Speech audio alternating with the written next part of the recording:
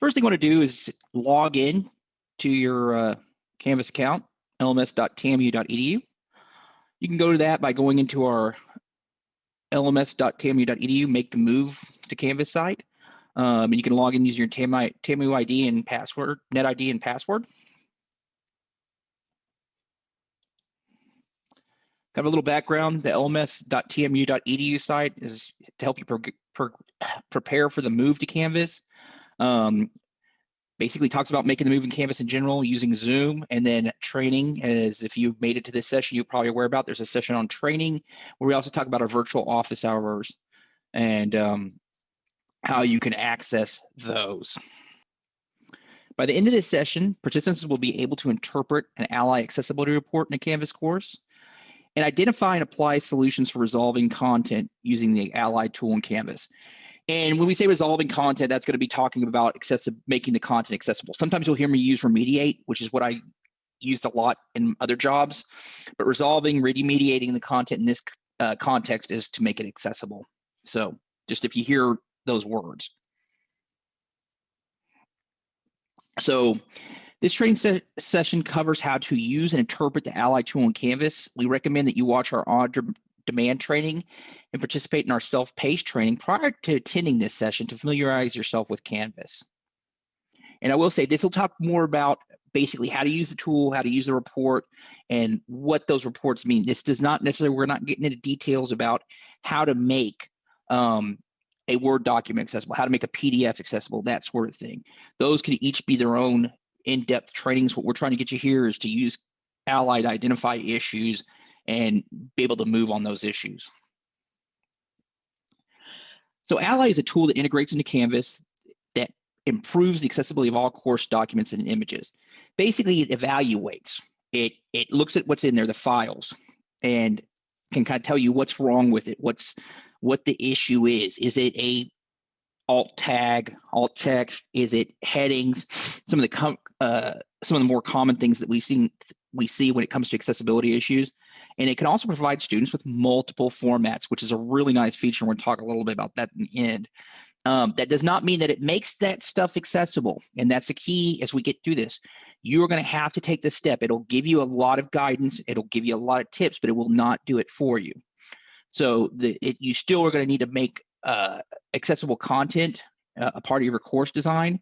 What this does is help you refine it and identify areas which you may have missed. Or like I say, a lot of people probably put up stuff not realizing it's not accessible. And Ally will help you kind of make that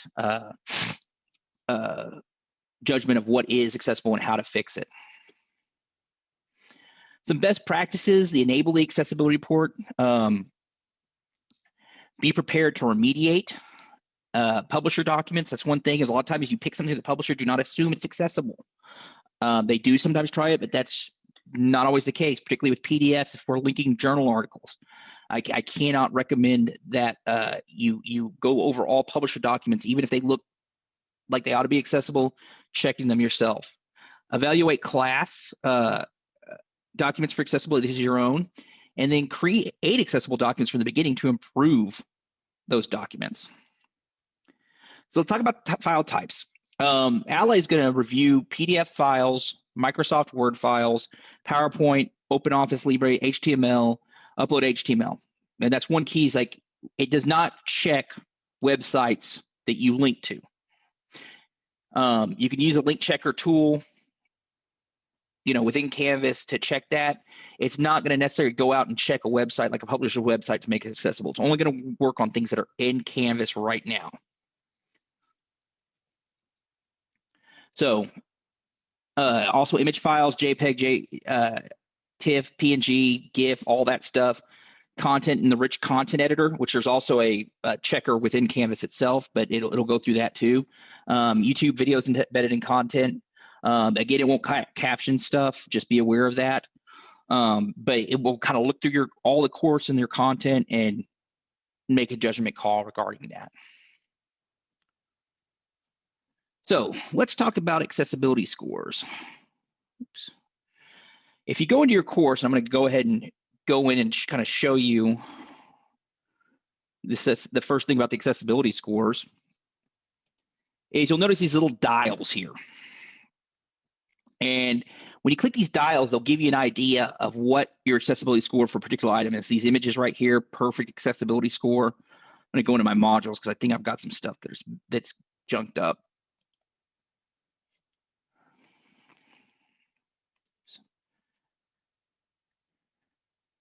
So minimize so I can see everything.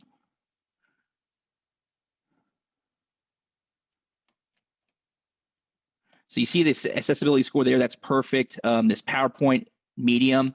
Again, I'm going to send a PowerPoint to talk about this, but basically low is going to be really bad, needs help. Medium, a little bit better. Somewhat accessible, it needs improvement. High is almost there, and it's great if everything's high. Obviously perfect is what we see right here. And this is your medium. See if I got anything else. And this is a low, very low score. I don't think I got anything here that is high per se that I can see, that I can publish and stuff. But wait, is this medium? No, that's still medium. But yeah, so there's basically 4 gauges that you'll get, and low, medium, high, perfect. And they kind of tell you what your score is. We're going to go into interpreting these a little more, but you can kind of click on them to get more detail in terms of what this means. You know, it's 20% accessible, and it kind of gives you an idea of what's going on, and you have a chance to just replace the documents, which is a great thing. It's very easy to use Ally and apply the process to it. So again, I got a copy of this PowerPoint. The first thing you want to do to make an Ally work, though, is enable to take full advantage of it, is to use the accessibility report. Oops. So to enable that, I'm going to go back through the process and of enabling the accessibility report, because right now I should have turned it off. Oops, it is not. It is already enabled, but I want to kind of go through that process of enabling it. So I'm going to go to settings. And here you're going to go to course navigation tab. So the accessibility report is enabled right now, but I'm going to show you basically what you have to do if it was not enabled in your class. So move my stuff, save. Okay, so now it's not enabled. You see it's down here. It says page is disabled, won't appear in navigation. I want to enable it. So I'm going to go hit plus the enable, or you can drag it up there and hit save.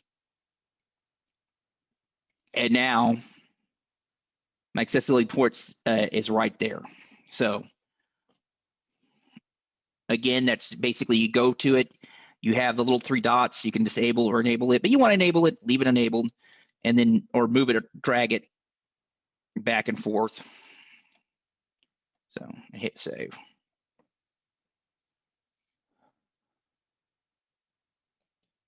So I've got my accessibility report. So what happens to it? What happens when I click it and use it? So go ahead and click the accessibility report. And you see what you get here. I'm going to kind of move my screen around so I can see everything a little bit better. But you see what it tells you. It gives you a full report. Content with the easiest issues to fix. It kind of talks about, go back and accessibility report. It talks about the course accessibility summary and score and a list of all these accessibility issues found in the course content. So let's go ahead and look at it looks and this is what it looks like. So we got a lot of issues in here, and you can see it. It tells you what they are: page, image, presentation. You know, you can get more detail. Oops, overview. Click back and forth, but you can go to content views, the pages. And I think one of the neatest things is, I'm going to go through this, but the easiest issues to fix. It does a really good job of kind of guiding you through the process of how to fix these accessibility issues. And that's where it's strong. It will not make things accessible for you. But what it does do is do a great job of hand-holding you through the process of making materials accessible. So let's go and look at this easiest issues to fix. So it starts. You got your basically your scores here, and these are some really low scoring items. And so you see the check, we got the content. So let's click on the score to get the issue. So it's missing a description. So for this one, I can just add a description, test description. Obviously, you want to do a description that would give better description for this, but I'm just doing this for the point. Or you make the image decorative. If you notice on our on some of the designs from the template, they'll say it's decorative because it's not really mean anything. It has no meaning to the students. So if you're dealing with a student who's visually impaired, if it's decorative, that doesn't really, they just need to know it's decorative. There's no meaning to the image, and they can just move on to the next one. So you want to make sure when they're using their screen reader, and this is what Ally helps you do when it comes to these descriptions, is that they hit an image, they're told what it is, or that they don't need to know anything more about it. It's decorative, or what is it? Describe it. So to fix this, I'm just going to do a quick add. Well, and see, it really improved a great deal, from less than 20% to 93%. So there's guidance. They're talking about this contrast issues. Basically, you'd have to, right now, for this, we just have to fix that on our own. But you could easily upload a new file to upload once you had one fixed. So let's look at another content. I want to look at something as a PowerPoint. Yes, right there. This is a PowerPoint file. Again, this context with insufficient contrast. What this means, basically, it's not very legible to people who may have visually impairments or color blindness or anything like that. So you want to make sure it's a sufficient contrast, and you can use all the tools here. It takes you to the color verifier right there, color contrast analyzer, or oops, get back in there. You can also use simple black and white contrast. I always say that, don't, you get to see these kind of weird kind of color gradients that can cause issues. What you don't want to do is say, this is like PowerPoint, the original document, your software, you can go in and fix it and just fix the file and then upload it. But really, the way to avoid contrast issues is use black and white. I know it's great to be colorful and creative, but sometimes that's not necessary when you're talking about accessibility. Simple is better. Avoid just kind of using these contrast issues. Gradients do it a lot too. Really where you go dark to light will cause problems, but it's something I would say you want to avoid in making your PowerPoints. It's very tempting to make them very beautiful and stuff like that, but you want to make them clear. You don't want to be text heavy. I mean, that's just kind of PowerPoint 101. And so you want to do it the simplest way possible. Oops. So let's talk about low scoring content. We're going to go back to the report. Go back to the overview. Again, easiest issues to fix and low scoring content may not necessarily be the same thing, as you can see here. This is a scanned image. It's 0. That is not good. And you're going to see if it should load a preview, but it's a picture. Okay, well, it's a PDF, but it's a picture. It needs to be treated as an image and with a description if necessary, if it's decorative, whatever like that. But basically, it's a PDF scanned. Now, what'll happen is, I think, let me see if I can find a PDF document. It's like a scanned page, which I believe that is.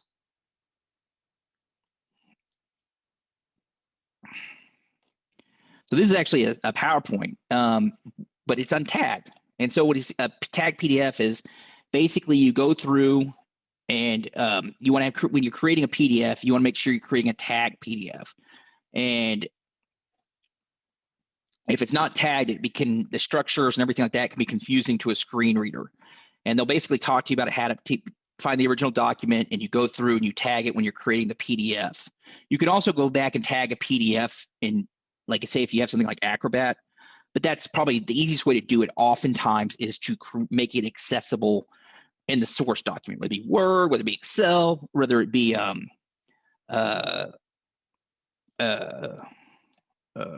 PowerPoint, is to make the document itself accessible. Let's see what this is. So this is, I think, is a converted thing. It's not tagged. Again, it needs to be tagged. And that's just how you make it accessible. But the low scoring items basically based on what the scoring is. And I would say tagging a PDF is not necessarily easiest to fix, though it can be depending on what you're dealing with. The biggest problem is if you have scanned library pages, these older books, and you may have a longer problem to do that. So that's one thing to consider when you're doing your lowest scoring versus your easiest to fix, and whether when you're using documents to avoid scanned documents entirely. So there's ways to improve content, and we kind of talked about that.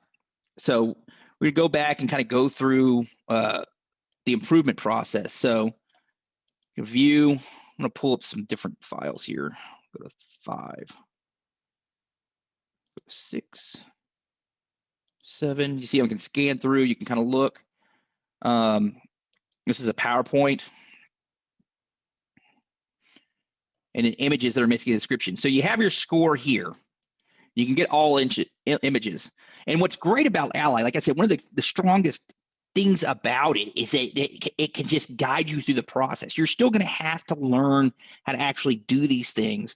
And like I said, depending on the program, it can be very different, but you can't say it doesn't give you a roadmap to do that.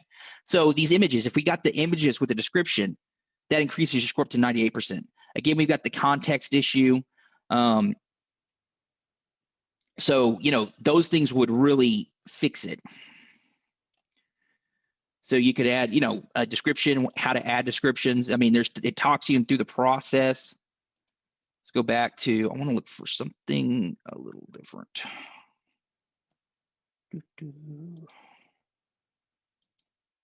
See here, we got a lot of good stuff. We got a lot of people, good accessible things, even though we have a lot that are not.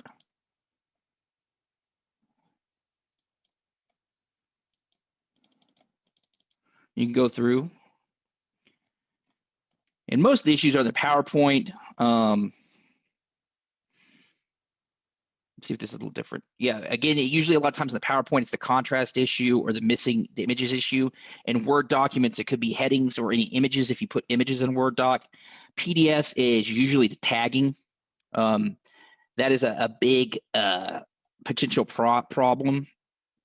Let me see if I can find a different type of file.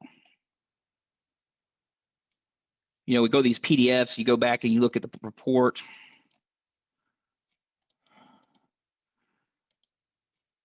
See what this one is.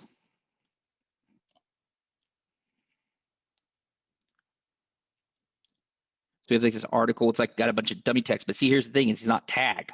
So if it's not tagged, it's not going to work. Right? It's got to be tagged. You want to make it, when you're creating a PDF, you just need to make it, you're sure it's a tagged PDF and accessible PDF. Again, a good way to do this is avoid all scan things. Do not scan things. You want to make sure that if you're using images, they're given as a image, and they are given a description. Oh, and here's a good Word doc. Let's see what's wrong with this Word doc. So how to add descriptions, again, that's images. The other thing in Word docs is a lot of times it's headings. So really, oops.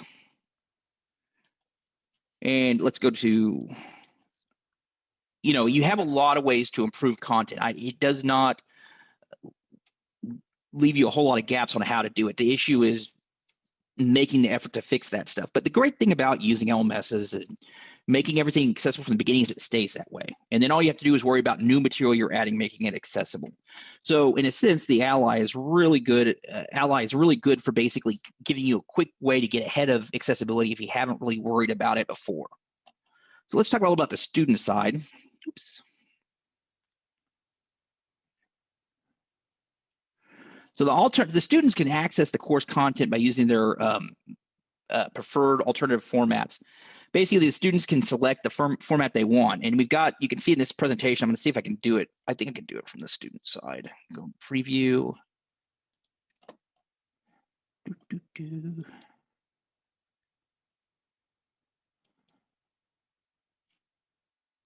Okay, here we go.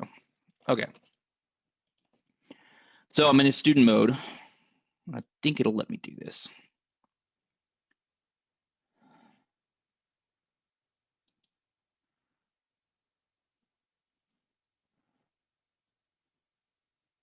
So let's see, if that's embedded.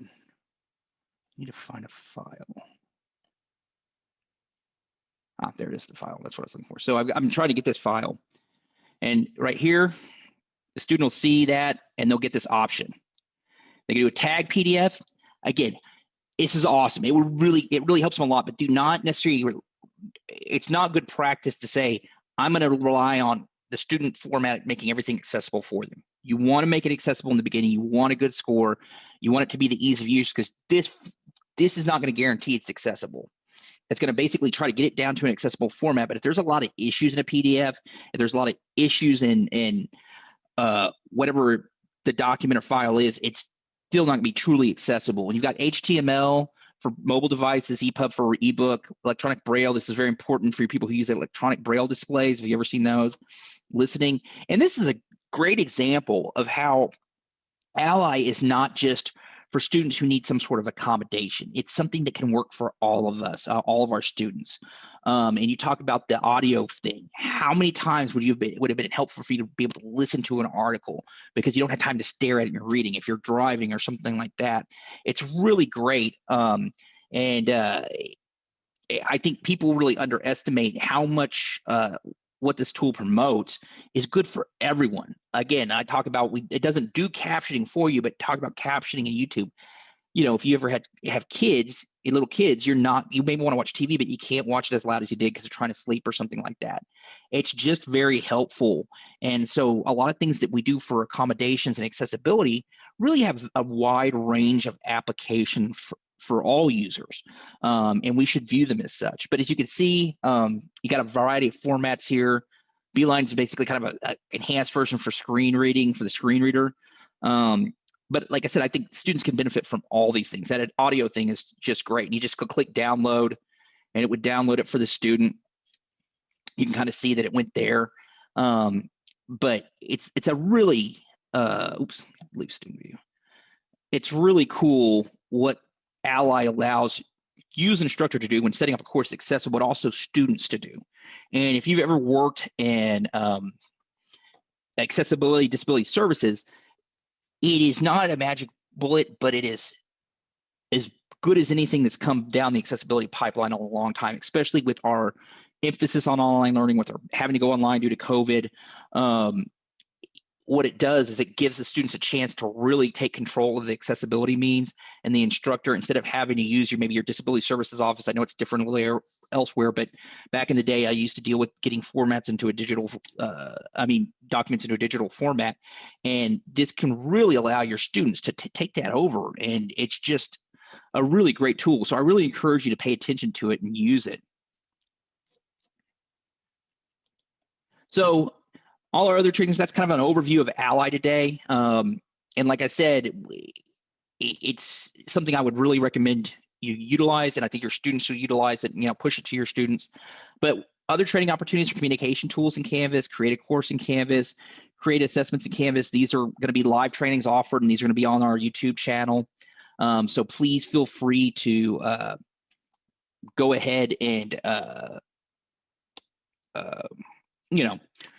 take a look at those on the YouTube, or look for them to come up live. Available resources, lms.tmu.edu, Growing with Canvas, Self-Paced, a way for you to kind of go through a course that allows you to learn more about Canvas. To learn more, please visit lms.tmu.edu. Thank you.